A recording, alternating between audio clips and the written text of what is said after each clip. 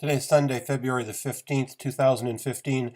I want to take a look at Apple on the Ichimoku clouds. And I've taken out the Tenkan-sen, the Kijun-sen, and the Chiku-span to just focus on the cloud. Let's look at some basics first. I've hidden some drawings here in motive waves, so I'm going to put them back in. And I made perhaps an unfortunate statement back here on February the 9th that flat clouds attract, that this flat cloud had the potential of attracting price back for a test off of the Senku span B, which is the top side of an inverse cloud, right? Well, that didn't happen. Let's look at a couple of other things. If we do some Fibonacci's and we take a Fibonacci of A to B and see what a measured move would be after this 62.8% pullback.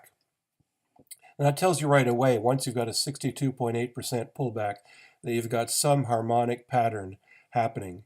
And we had it exactly 62.8, I'm sorry, I've got a cold, I'm stuffy. So we draw a couple of fibs. We take a measured move, A to B, and a 138.2 would bring you to this level here of 128.67. So let's take that one off. Let's do an extended Fibonacci, which is going to show us AB equals CD. You take AB and then draw it from point C, and 100% would bring us to 129.9. That is an AB equals CD, where the length of AB and CD are the same. This was a 0.618 pullback, and this is a 1.618 extension. So here I was saying 62s and 68s, but it's 0.618. Now let's take that off. We've got a target here of 129.9. We're pretty darn close to that right now. We closed at 127.23, so we're a little bit less than $2 away from that. But this video is all about the Ichimoku. So let me just hide my drawings. We are so far extended up over the cloud here, and if I use some tools in motive wave, and I look here, I see that right now we are $15.25, $15.16 away from the cloud. We want to see if we've ever been that distance from the cloud before. We go back here, and we certainly have. So we've got room to run. Here, this was much higher. Let's look back in time. Here was a flat cloud, but price was under the cloud, and price was attracted to the cloud. Certainly nothing of the $15 distance here. We had this horrendous period where Apple, everybody wanted to fire Tim Cook. Here's another flat cloud. Doesn't this flat cloud here and this rising one look very much like what we have going on today? It looks very much like what we have going on today. So let's go back there again. How high did we get from the cloud? Not more than, a few bucks. We broke through the cloud and we came back down to test. Now that's normal if you're coming up from underneath the cloud. That isn't the case today. We never got as high as our $15 before we came back to test the cloud, but we went a long way up before coming down and testing the cloud for a few days and then falling through it, and then we had that disastrous drop. Let's go back and see if we can find any other instances. Here's one where we cut through the cloud. Here's the flat cloud that attracts. Had a little bit of attraction here, but that was probably January 25th, 2012. That would have been an earnings gap where the stock was starting to come back to the cloud. We had the earnings gap and it just took off. came back to test the cloud. And here we actually had more than the 1516 we are now before we came back to test the cloud. So that says again that there's possibly still more room to run based on experience, but based on history, distance from the cloud before it comes back to test. Let's just keep going back in time and let's see if we can find other instances.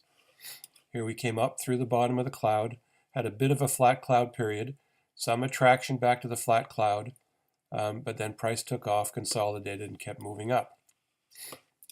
Let's go back even further and see if we can find any other instances. So here's a flat cloud, and one that started to form up, but it reversed quickly. Pierced the cloud, came back, tested the cloud, and then started to lose it. Again, coming up through the cloud, finding resistance at the cloud, coming back, breaking it, coming back and testing the cloud. Here are many instances where Apple comes back and tests the cloud and failed. Test the cloud several times, took off, October 23rd, that would be an earnings. Another flat cloud, come up through the flat cloud, come back and test it, take off, come back and test the cloud for a bounce. So you see the cloud is frequently used as a place where buyers will look for support. Here's another example back in 2006, came back, got support on the cloud, kept getting support on the cloud, and then finally lost it. Here's another flat cloud, came up through the flat cloud, played around, got resistance here, support here, resistance here, support here, and then we finally took off. And we can keep going back and we'll see the relevance and the importance of the cloud to Apple's moving success. So whenever it has up moves, it comes back and it tests the cloud, even if it's just something like this.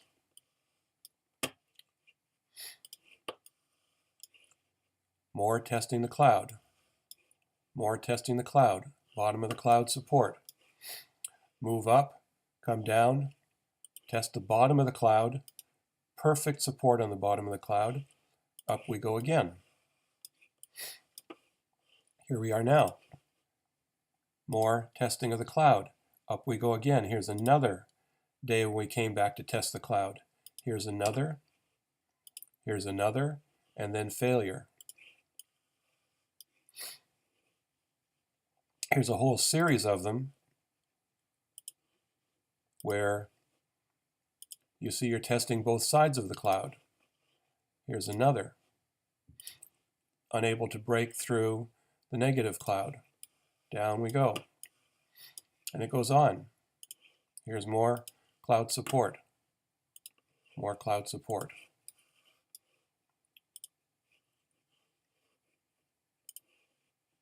Cloud support. Cloud test. Cloud support. Cloud support. Another run up. What do? We come down and almost test the cloud. Definitely come and test the cloud several times in here. Get resistance from the top of the cloud. All I'm trying to say is that the cloud support is important to Apple, and it's going to come back and it's going to test the cloud many times.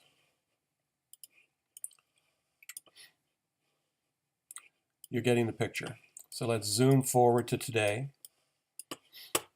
Cloud support, cloud support, cloud support. Big move up, cloud support, small pullback, found its move up, came back to what? This is recent history now. Pretty darn close to the cloud, cloud support. Here we pierced through the cloud, but we found another form of support in the 61.8%, moved up, tested the cloud after having this cloud resistance, and broke through. Moral of the story is we've got to come back and test the cloud. At what point will that happen? It could very well happen at the completion of this A, B, C, D, and then we may come back and we may start seeing some movement towards testing the cloud. Look for it at 129.9. If it keeps going up beyond that, it's going to be, I think, breaking all kinds of records for distance from the cloud.